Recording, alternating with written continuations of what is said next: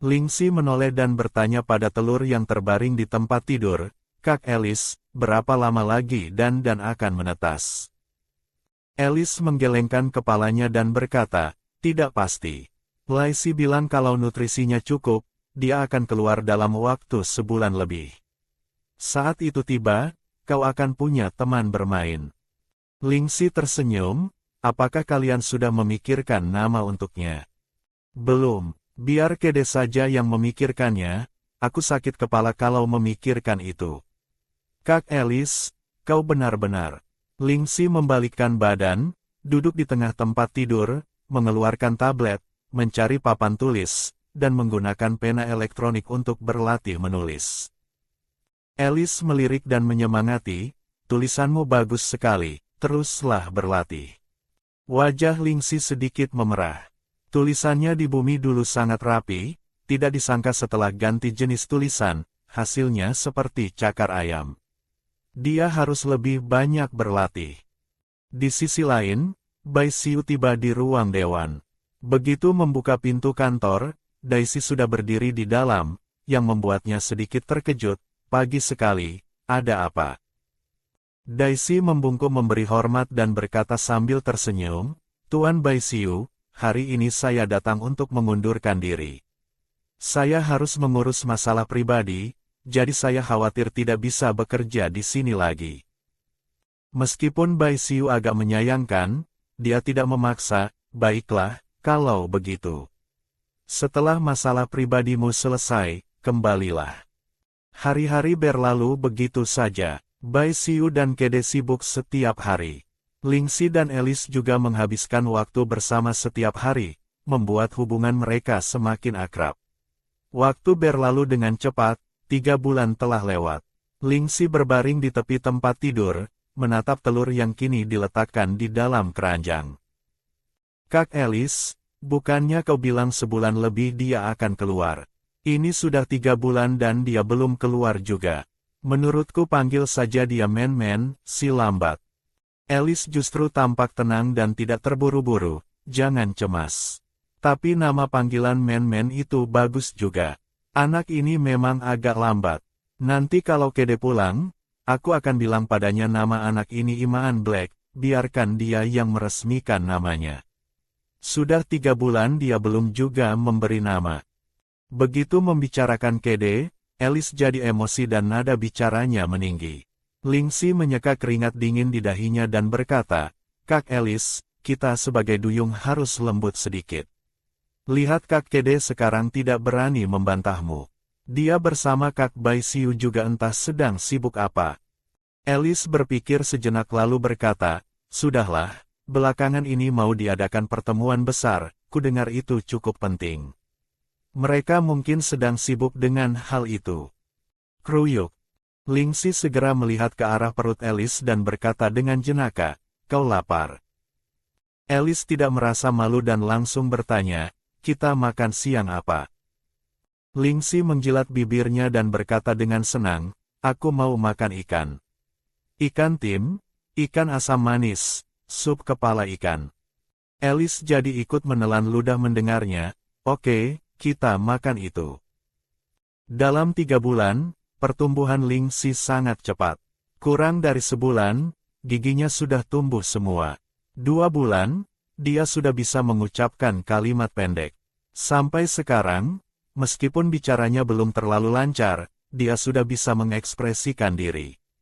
Yang paling penting, dia makan sangat banyak. Tak lama kemudian, bel pintu berbunyi. Alice berlari kecil untuk mengambil pesanan makanan. Lingxi hanya bisa kagum, melakukan apapun di antar bintang sangat efisien. Memesan lewat komputer optik, tak lama kemudian sudah diantar. Komputer optik antar bintang juga sangat praktis, hampir mencakup semua fungsi. Sayangnya, dia belum punya komputer optik. Kudengar anak-anak baru boleh memakainya saat usia 5 tahun. Sekarang dia hanya punya benda mirip jam tangan telepon anak-anak yang dibelikan Bai Xiu untuknya, yang juga punya fitur video agar Bai Xiu bisa melihatnya saat bekerja. Alice sudah menata meja penuh dengan hidangan ikan. Mata Lingxi berbinar, dia melompat ke kereta dorong kecil di tepi tempat tidur dan mengendalikannya menuju meja makan. Alice sudah menyiapkannya mangkuk dan menaruh makanan ke piring Lingxi. Entah lari kemana semua yang kau makan. Sekali makan sebanyak ini tapi tidak terlihat bertambah gemuk. Sejujurnya Lingxi agak merasa bersalah. Dia memperkirakan secara kasar, sekali makan dia bisa menghabiskan sekitar 5 kilogram makanan, tapi setidaknya satu kali makan itu bisa membuatnya kenyang seharian. Perubahan fisiologisnya sudah benar-benar lepas dari jalur manusia biasa, hatinya sedikit merasa kehilangan. Alice melihat Lingxi tiba-tiba murung, berpikir sejenak lalu bercanda, "Sisi, tahukah kau? Semakin banyak kau makan, kakak Baisiumu semakin senang." Lingxi mendongak bingung, "Kenapa?" Alice tertawa kecil dan berkata, "Karena dengan begitu kau cepat besar." Alice berdeham, karena uangnya terlalu banyak dan tidak ada tempat untuk membuangnya. Kalau kau menghabiskan banyak uang, dia jadi punya motivasi cari uang. Lingxi cukup penasaran seberapa kaya keluarganya dan bertanya, apakah gaji Kak Baisiu sangat tinggi? Alice berkata dengan iri, gajinya itu cuma cukup buat beli bajumu. Tapi kakak Baisiumu itu punya tambang. Tidak seperti Kede yang cuma makan gaji buta dan tidak punya masa depan. Dalam hati Lingxi agak senang, tak disangka dia jadi anak orang kaya yang punya tambang. Dia harus memeluk kaki Baisiu erat-erat. Keluarga Kak Kede kerjanya apa? Alice mencibir, cuma buka beberapa pembangkit listrik di beberapa planet. Masalahnya itu bukan punya dia sendiri, cuma punya sedikit saham saja. Lingxi merasa wawasannya terlalu sempit. Beberapa planet, itu berapa banyak planet? Ternyata Kak Kede yang kelihatannya agak polos itu sebenarnya adalah CEO yang mendominasi dalam legenda. Sedangkan dirinya, sudahlah, makan saja. Mereka berdua menyelesaikan sarapan dengan gembira, lalu kembali tidur untuk tidur cantik. Alice dengan gesit naik ke tempat tidur dan berbaring. Lingxi dengan susah payah memanjat naik, lalu melirik telur di keranjang. Ya ampun, lihat, telurnya retak. Alice terkejut dan bangun, berdesakan ke tepi keranjang untuk memeriksa. Benar saja, ada retakan. Men mau keluar, cepat. Aku kirim pesan ke Kede biar dia cepat pulang. Kalau terlambat, dia tidak akan sempat melihat anaknya lahir lagi. Alice panik menelepon, sementara Lingxi diam-diam memperhatikan dandan. Entah sudah berapa lama retakan itu ada. Mereka menunggu cukup lama sampai Kede pulang, tapi telur itu masih begitu-begitu saja, diam tak bergerak. Saat Lingxi hendak bertanya, tubuhnya melayang. Dia mencium aroma yang familiar, tanpa menebak pun dia tahu itu Baisiu. Kak Baisiu, kau sudah pulang. Sudut mulut Baisiu sedikit terangkat, dia bergumam pelan mengiyakan. Hari ini menurut tidak. Lingxi berkata dengan senang, aku setiap hari sangat penurut. Setelah bicara, dia mendekat dan mengecup pipi Baisiu. Awalnya Baisiu tidak terbiasa dengan sentuhan orang lain, tapi duyung kecil ini terlalu antusias. Karena sering dicium, kalau sehari tidak dicium rasanya ada yang kurang. Hanya saja setiap kali duyung kecil selesai mencium, dia akan menyodorkan wajahnya minta dicium balik. Dengan pasrah, Baisiu menyentuhkan bibirnya pelan. Duyung kecil itu menarik kembali wajahnya dengan puas, suasana hatinya tampak bagus. Kede agak cemas, kenapa tidak ada pergerakan? Alice mengerutkan kening dan berkata dengan khawatir, biarkan Lingxi memeriksanya. Kenapa men belum keluar juga? Mendengar itu, Kede segera menghubungi Lingxi. 10 menit kemudian Lingxi tiba. Setelah memeriksa, ekspresi Lingxi juga sulit dijelaskan. Dia berkata, anaknya tidak apa-apa, dia sedang tidur nyenyak di dalam. Kede agak bengong, lalu bagaimana? Dia tidak mau keluar. Lingxi menjelaskan, keluar sih pasti keluar, tapi cangkangnya sudah retak. Tunggu dia cukup istirahat, dia akan keluar. Mendengar itu, Alice tertawa dan memaki ke arah telur, ternyata ini telur pemalas. Kede memelototi Alice, aku tidak izinkan kau bicara begitu tentang anakku. Alice mendengus dan tidak memedulikannya lagi. Waktu baru lewat tengah hari, masih lama menunggu. Bai Xiu sudah duduk di sofa luar sambil memangku duyung kecil. Dia mengeluarkan tablet dan bertanya, Lingxi mau nonton kartun. Aku temani. Sebenarnya dia tidak suka nonton kartun, sungguh karena kartun di sini sama sekali tidak bagus. Sebagian besar tentang bayi duyung kartun, benda apa yang tidak boleh dimasukkan ke mulut, mainan apa yang berbahaya. Ini memang berguna buat anak kecil, tapi bagi dirinya. Sudahlah, asal Kak Bai Xiu senang. Setelah menonton 1 jam, dari kamar tidur terdengar teriakan heboh Kede, cepat lihat. Dia bergerak. Lingxi mendengarnya dan tidak bisa duduk diam, mendesak, aku mau lihat. Bai Xiu melirik ke dalam, menyimpan tabletnya, lalu menggendong duyung kecil masuk. 3 orang dewasa mengelilingi keranjang dengan rapat. Lingxi memanjangkan lehernya tapi tetap tidak bisa melihat kondisi di dalam keranjang. Bai Xiu berdiri di luar dan berdeham pelan. Lai Si minggir. Begitulah Lingxi akhirnya bisa menyelinap masuk dan menempati posisi utama untuk menonton. Dan bergoyang ke sana kemari, sesekali menabrak dinding keranjang dan mengeluarkan suara kletuk yang renyah. Lingxi di samping menyemangati dalam hati, ayo, tabrak lagi dan kau akan keluar. Dan merasakan gelombang suara dari sesama jenisnya, dia berhenti sejenak, lalu mulai menabrak satu titik dengan keras. Sekitar 10 kali hantaman, terdengar suara krak, retakan besar muncul. Kede dan Alice menonton dengan gugup. Ayo sayang, kerahkan tenagamu.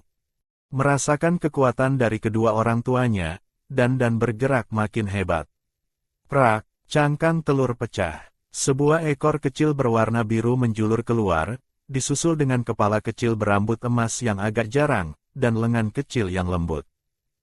Lingxi terpana, kecil sekali.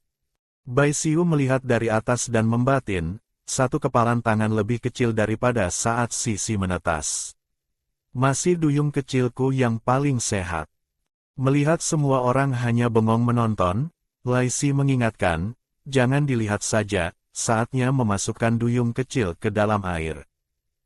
Kede dan Alice baru tersadar. Kede dengan panik menggendong duyung kecil dan menaruhnya di bak mandi yang sudah diisi air. Duyung kecil yang awalnya memejamkan mata rapat-rapat, begitu masuk air perlahan membuka matanya.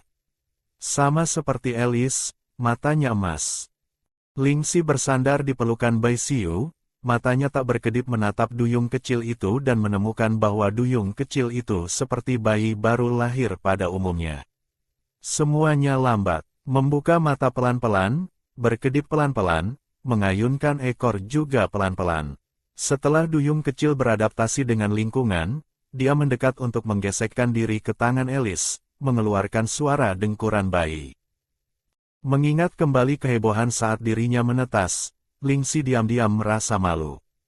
Ini benar-benar perbedaan antara wanita anggun dan wanita perkasa. Padahal dirinya juga sangat lembut. Ini sudah setengah jam dan duyung kecil itu tidak rewel. Tidak seperti dirinya yang begitu keluar seperti hantu kelaparan minta makan.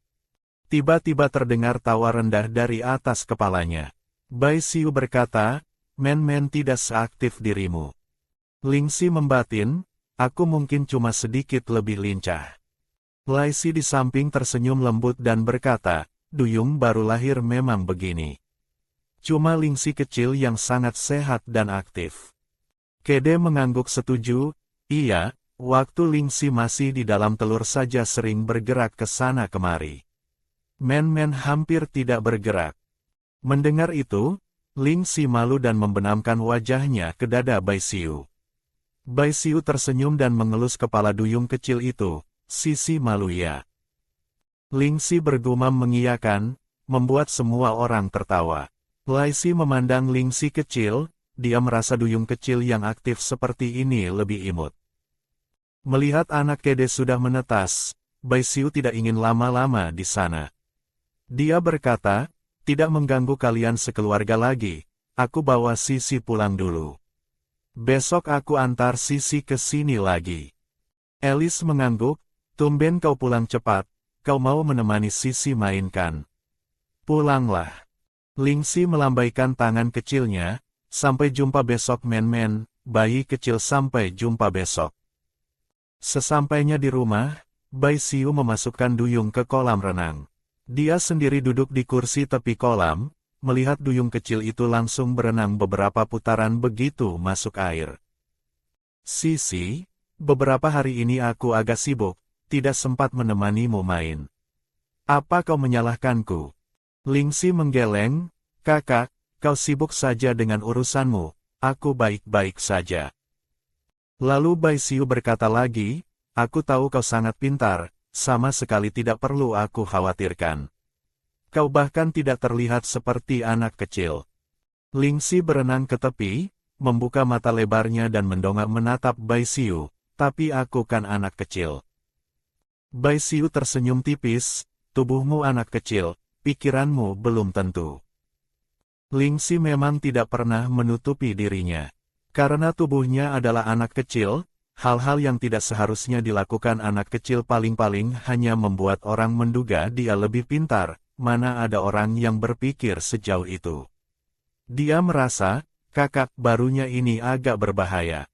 Dengan wajah polos dia menatap Bai Xiu dan berkata, aku tidak mengerti maksudmu. Kau mengerti. Lingxi tidak tahu kenapa Bai Xiu bicara begini. Apa dia tidak bisa menerima dirinya yang seperti ini? Merasa dirinya bukan anak kecil yang polos, apakah dia akan merasa dirinya jahat? Semakin dipikir semakin suram, tapi dia harus memastikan pikiran Bai Xiu. Jika dia tidak keberatan, maka bersikap dewasa sedikit juga tidak masalah. Dengan penuh harap dia bertanya, kalau begitu kakak, apakah kau masih menginginkanku? Bai Xiu mengulurkan tangan mengelus puncak kepalanya, suasana hatinya sangat senang. Tidak masalah, aku masih menginginkanmu. Aku lebih suka kau yang sekarang. Di sini adalah rumahmu, kau mau melakukan apa saja boleh. Kita akan terus hidup bersama. Lingxi mengangguk mantap. Terima kasih Kak Bai Xiu, aku tidak punya kerabat lain, mulai sekarang kau adalah kakak kandungku. Bai Xiu hanya menggeleng pelan, tidak berkata apa-apa. Lingxi agak tidak mengerti emosi kakak angkatnya yang tidak jelas ini. Sudahlah, asal tidak mengusirnya pergi, itu sudah cukup. Kau mainlah, nanti sebentar lagi makan malam. Jangan berpikir yang aneh-aneh, kita akan selalu menjadi keluarga. Ada kalimat ini, dia jadi lega. Dia suka kehidupan tanpa beban seperti ini. Bai Xiu menatap bayangan duyung kecil yang samar-samar di kolam renang. Awalnya dia juga tidak berniat mendengarkan Kede untuk menjadikan duyung kecil sebagai calon istri. Tapi sejak dia menyadari duyung kecil ini punya perilaku yang tidak seharusnya dimiliki anak kecil, dia jadi curiga. Apakah anak yang baru lahir dan polos akan tahu perbedaan pria dan wanita? Waktu itu dia sengaja bilang mau mandi bersamanya. Hasilnya duyung itu kaget, wajahnya merah padam, dan menolak keras. Dia jadi tahu di dalam tubuh kecil itu pasti ada jiwa gadis remaja yang belum genap 20 tahun. Dia tidak punya kelainan menyukai anak kecil, tapi dia punya kesabaran menunggu seorang gadis tumbuh dewasa. Segera dia menyesal kenapa harus bicara terus terang dengan duyung kecil. Sekarang akibatnya, saat waktu tidur tiba, duyung kecil itu punya alasan untuk pisah ranjang dengannya. Bai Xiu dengan wajah gelap berkata, tidak boleh. Kau masih kecil, kalau malam jatuh atau mau ke toilet bagaimana? Lingxi berkata dengan polos, aku punya kereta, malam aku bisa naik kereta sendiri ke toilet. Aku bisa nyalakan lampu, bisa ke toilet sendiri. Bai Xiu tetap bermuka masam, tidak boleh. Aku tidak tenang. Tunggu sampai kau umur 5 tahun baru pisah kamar. Tapi kau tahu aku sudah besar. Aku canggung. Bai Xiu yang tadinya marah, Mendengar ucapan polos itu jadi bingung mau marah atau tidak, tapi dia tetap memasang wajah tegang dan menatapnya dengan sedikit terluka. Kau pikir aku akan berbuat apa pada anak kecil? Wajah kecil Lingxi berubah serius, berkata dengan kaku, kau kakak, adik sudah besar harus jaga jarak. Bai Xiu berkata dengan tak berdaya, tapi kau belum besar, kau bahkan belum 1 tahun. Lingxi tidak mau bicara lagi dengannya, diam 1000 bahasa, bersusah payah memanjat ke tempat tidur kecilnya sendiri, masuk ke dalam, menarik selimut, dan membalikkan badan tidak memedulikannya. Bai Xiu agak bengong, duyung kecil ini sedang ngambek. Entah kenapa dia merasa itu agak lucu. Tiba-tiba dia ingin jahil, dengan hati-hati merayap ke tepi tempat tidur kecil duyung itu, dan dengan nada lembut yang belum pernah dia gunakan sebelumnya, berbisik pada duyung kecil, kau marah pada kakak. Kakak juga karena khawatir.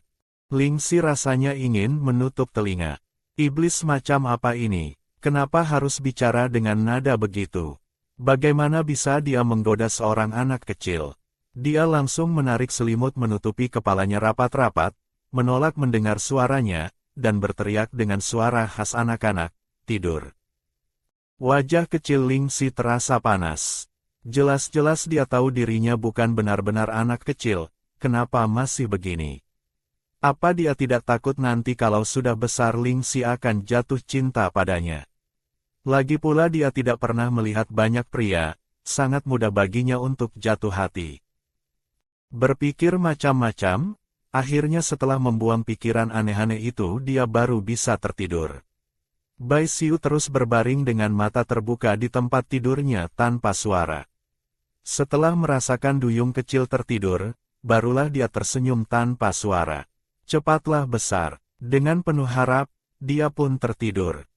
Dalam mimpi, Bai Xiu melihat seorang putri duyung berdiri di depan jendela kaca ruang tamu. Rambut hitam panjang, tubuh bagian atas dengan lekuk yang menonjol, kulit putih bersih, dan di bawah pinggang adalah ekor besar yang berkilauan. Napas Bai Xiu menjadi agak cepat, ini adalah duyung dewasa. Dengan suara serak dia berkata, kau, berbaliklah. Menunggu cukup lama, duyung itu tidak bicara. Jantung Bai Xiu berdetak kencang, tapi dia tetap mempertahankan sikap sopan, kau, berbaliklah. Menunggu beberapa detik lagi, duyung itu baru bicara. Menggunakan suara anak kecil yang familiar, dia berkata, Kak Bai Xiu, aku adik. Adik sudah besar, kau tidak boleh lihat, harus jaga jarak. Napas Bai Xiu tercekat, dia tiba-tiba bangun dari tempat tidur, terengah-engah. Matanya awalnya bingung menatap sekeliling, baru kemudian sadar dia cuma bermimpi. Wajahnya seketika menjadi gelap. Dia mengambil pakaian bersih dan pergi ke kamar mandi. Di kamar mandi, Bai Xiu menatap wajah dinginnya di cermin, mengingat adegan dalam mimpi. Persetan dengan, adik, persetan dengan, jaga jarak. Pria itu membasuh wajahnya, menghilangkan urat merah di matanya, kembali ke kondisi tenang seperti semula. Sambil membasuh tubuh, dia membatin, aku akan menunggumu 18 tahun. Setelah selesai mandi, begitu keluar dia melihat duyung kecil duduk dengan tatapan kosong di tempat tidur kecilnya.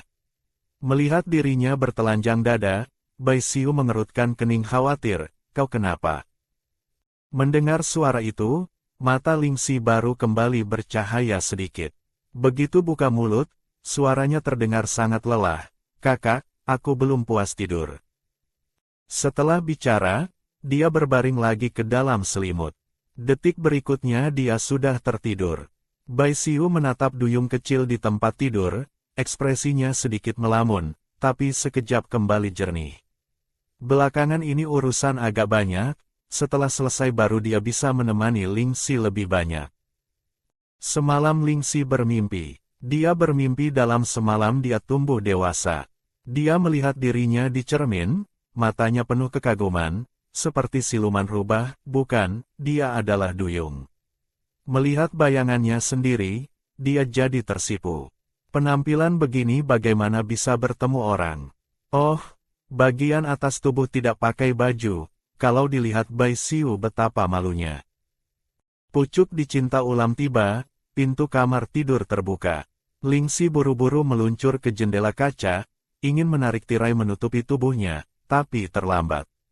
Orang itu sudah keluar, dia tidak berani menoleh, tidak berani berbalik, kaku berdiri di tempat.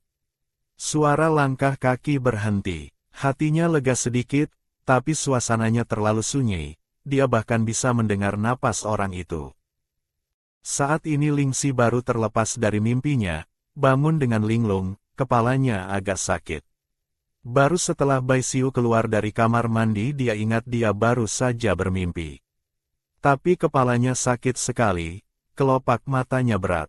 Dia memaksakan diri bicara satu kalimat lalu jatuh tertidur lagi. Sampai dia bangun lagi, hari sudah malam. Dengan kepala pening dia digendong Bai Xiu untuk makan sedikit, lalu tidur nyenyak lagi. Alice tampak berpikir, kau bilang kau bermimpi, lalu setelah bangun kepalamu sakit. Lingxi mengangguk, iya, entah kenapa. Alice menatap Lingxi dengan tatapan aneh, kau mimpi apa? Lingxi agak merasa bersalah, berkata dengan tergagap, tidak ingat lagi. Alice tidak mendesak, hanya berkata, tahukah kau? Kita bangsa duyung jarang bermimpi. Kudengar dulu sekali, leluhur duyung bisa menciptakan mimpi untuk makhluk lain, membiarkan mangsa tenggelam dalam mimpi lalu memakan mereka. Ini adalah kemampuan ilusi, semacam kekuatan mental. Biasanya duyung adalah pengendali. Alice menatap Lingxi dengan tidak mengerti, tapi duyung sepertimu yang menciptakan mimpi untuk diri sendiri lalu terkena serangan balik dari mimpi itu sendiri, ini baru pertama kali aku dengar. Lingxi mendengarkan dengan bengong, aku tidak menciptakan mimpi untuk diriku sendiri, aku juga tidak tahu bagaimana mimpi itu muncul. Tiba-tiba dia teringat satu pertanyaan, lalu kalau leluhur duyung bertemu mangsa yang kekuatan mentalnya lebih tinggi dari dirinya, bagaimana? Alice berpikir sejenak, berkata dengan ragu, di catatan leluhur duyung ada, tapi aku juga tidak yakin itu benar atau tidak. Kalau bertemu mangsa yang kekuatan mentalnya lebih tinggi, itu celaka. Mangsa itu akan berbalik mengendalikan duyung, membuat duyung terjebak dalam posisi serba salah. Dia berhenti sejenak, wajahnya tiba-tiba menjadi malu.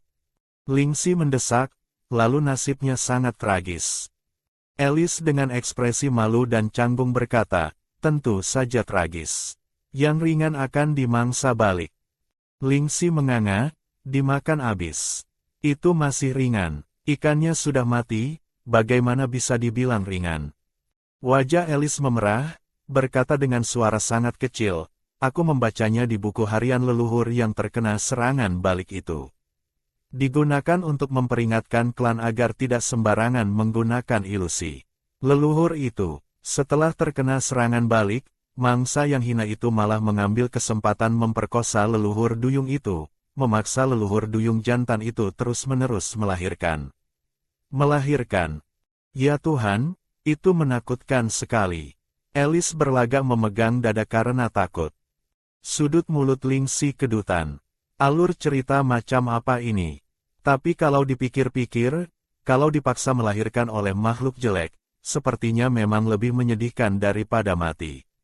Sepertinya kelak dia harus lebih berhati-hati, jangan sembarangan menggunakan kekuatan mental. Nasibnya terlalu tragis, dia jadi takut.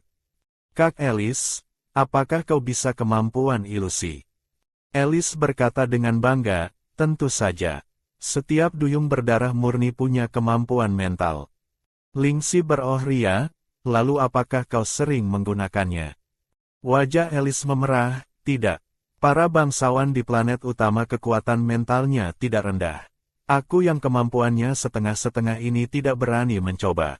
Di planet utama rakyat jelata sangat sedikit.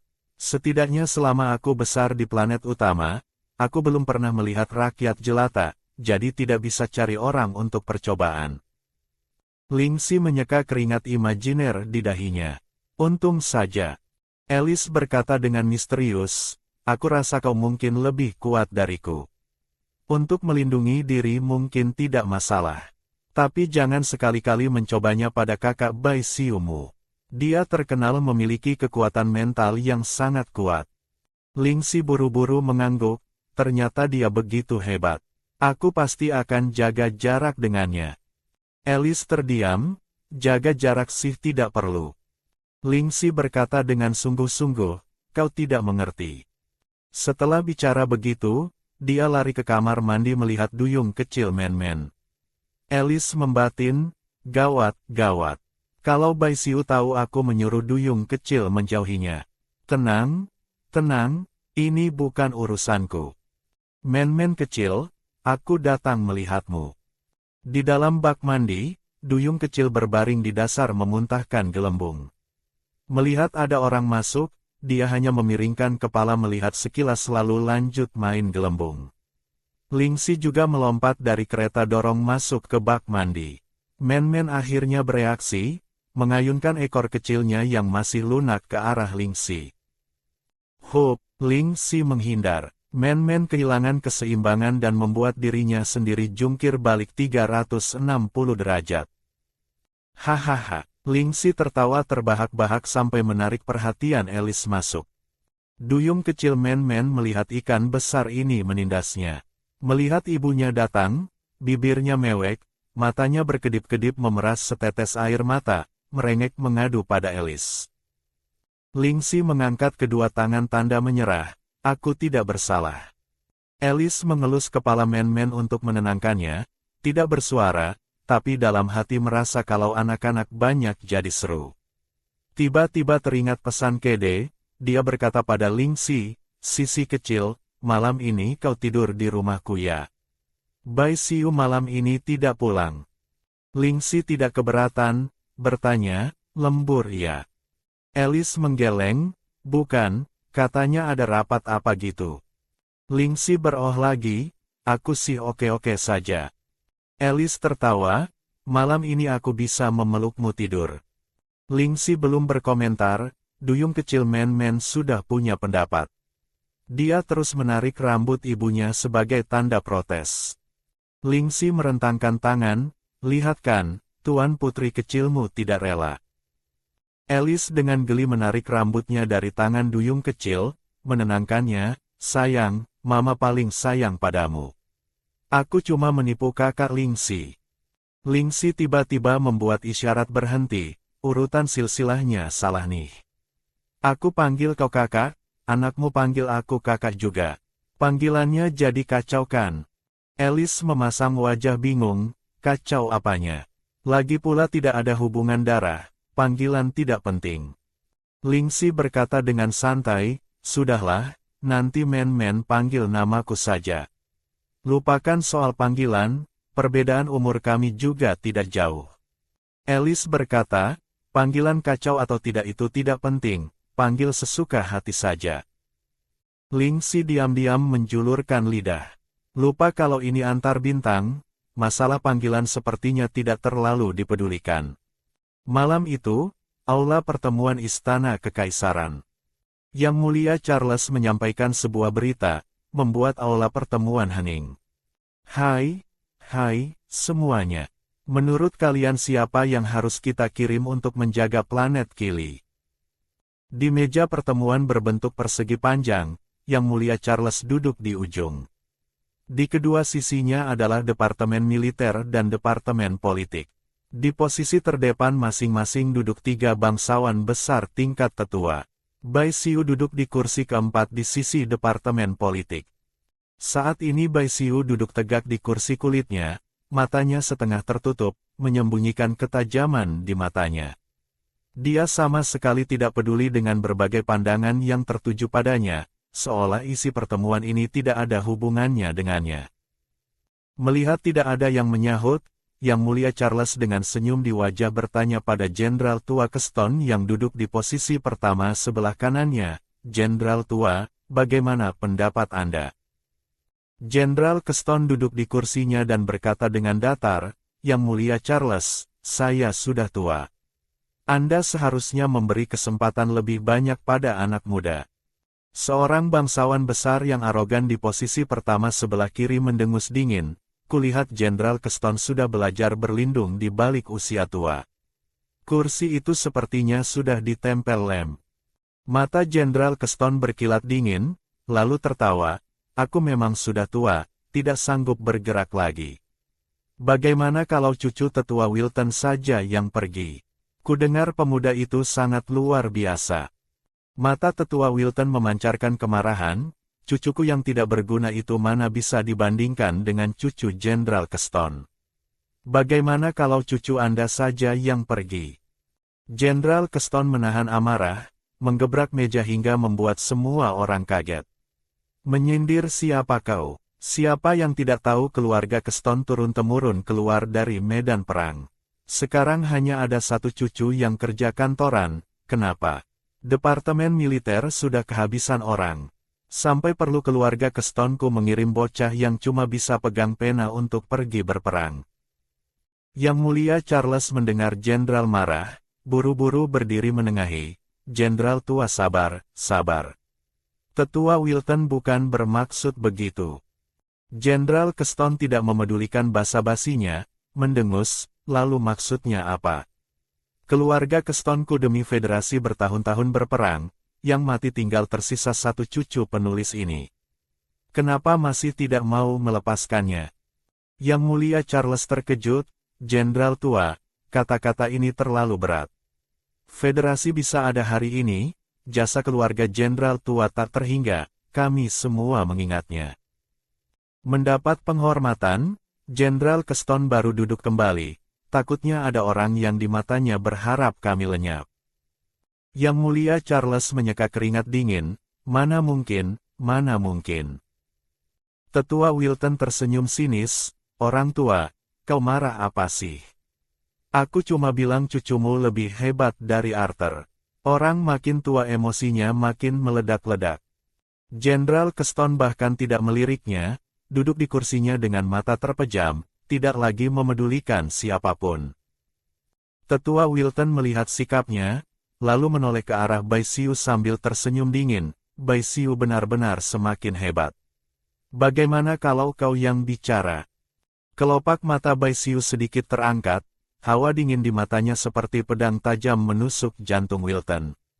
Wilton terkejut, hampir mempermalukan diri di aula pertemuan.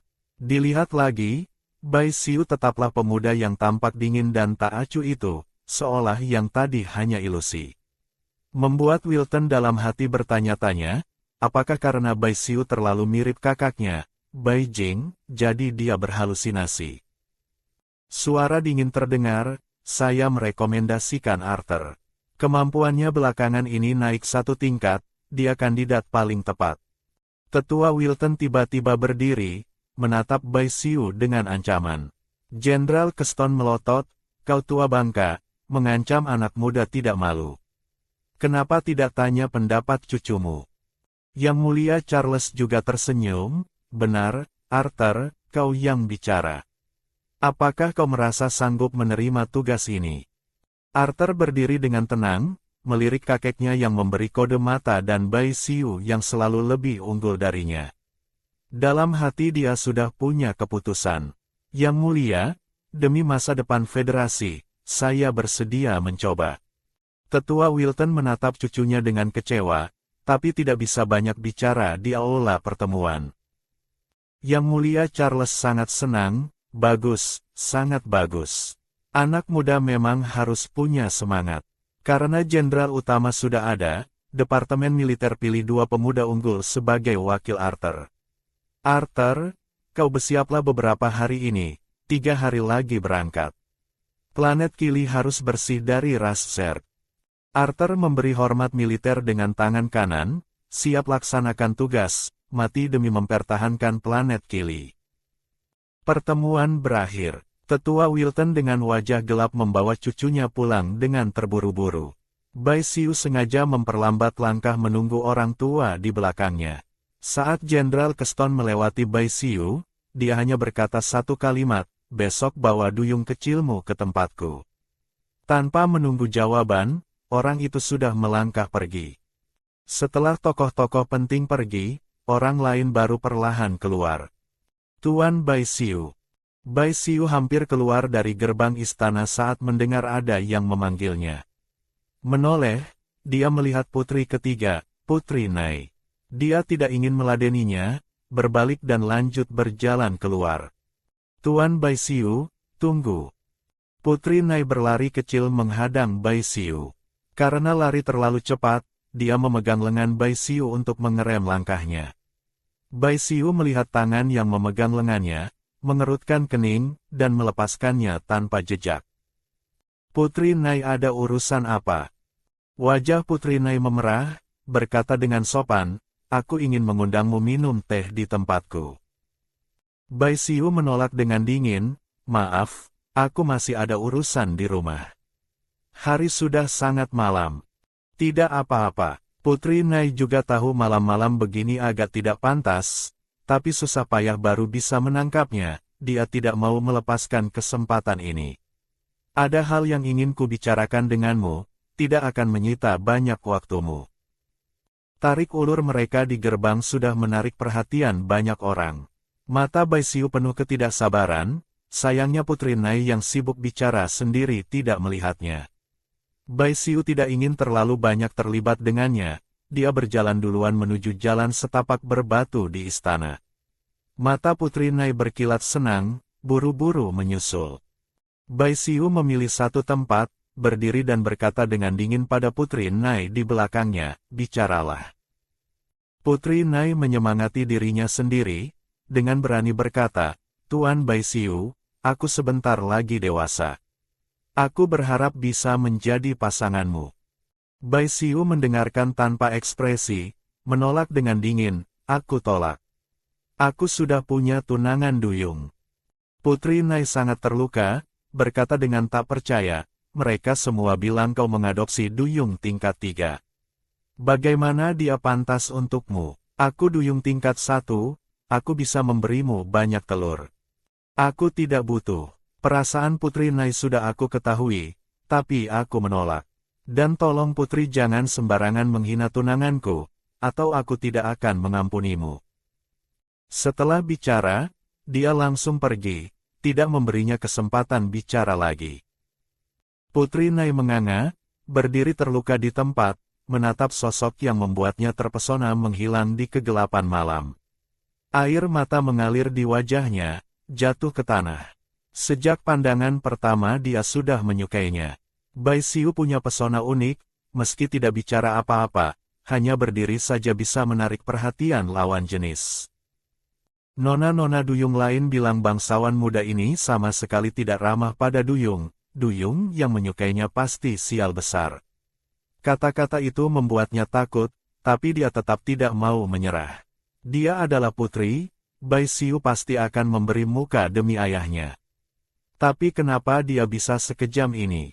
Lebih memilih memelihara duyung tingkat 3 daripada menerima dirinya. Air mata Putri Nai mengalir deras.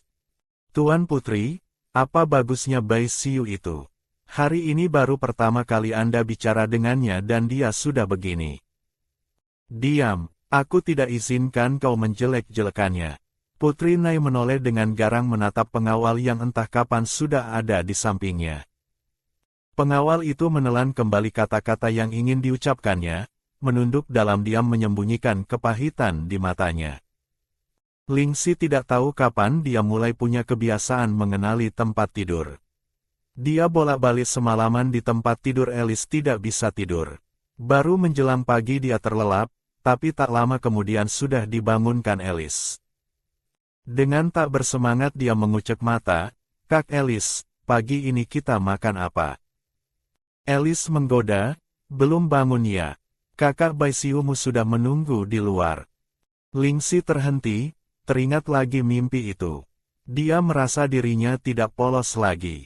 Membawa perasaan yang rumit, dia perlahan mengendalikan kereta dorongnya keluar. Pria yang duduk di ruang tamu menoleh seolah punya radar. Mata Bai Xiu yang sedingin es mencair menjadi hangat begitu melihat duyung kecil itu. Ling Si tanpa sadar menyipitkan mata, Kak Bai Xiu, selamat pagi. Begitu jatuh ke pelukan Bai Xiu, dia sudah diselimuti aroma maskulin yang khas. Tubuh Ling Si menegang, dia bukan anak kecil, terus-menerus kontak fisik dengan pria dewasa asing, cepat atau lambat akan jadi masalah. Bai Xiu merasakan duyung kecil di pelukannya agak aneh, langsung bertanya, kenapa? Tidurnya tidak nyenyak. Ling Xi melemaskan tubuhnya, bergumam pelan mengiyakan. Kakak sudah makan? Belum, hari ini aku membawamu ke suatu tempat, kita makan di sana. Ling Xi mengira mereka mau ke restoran, jadi tidak banyak tanya. Dia mengangguk patuh, Kak Alice, sampai jumpa. Bai Xiu berterima kasih pada Alice, lalu mereka berangkat.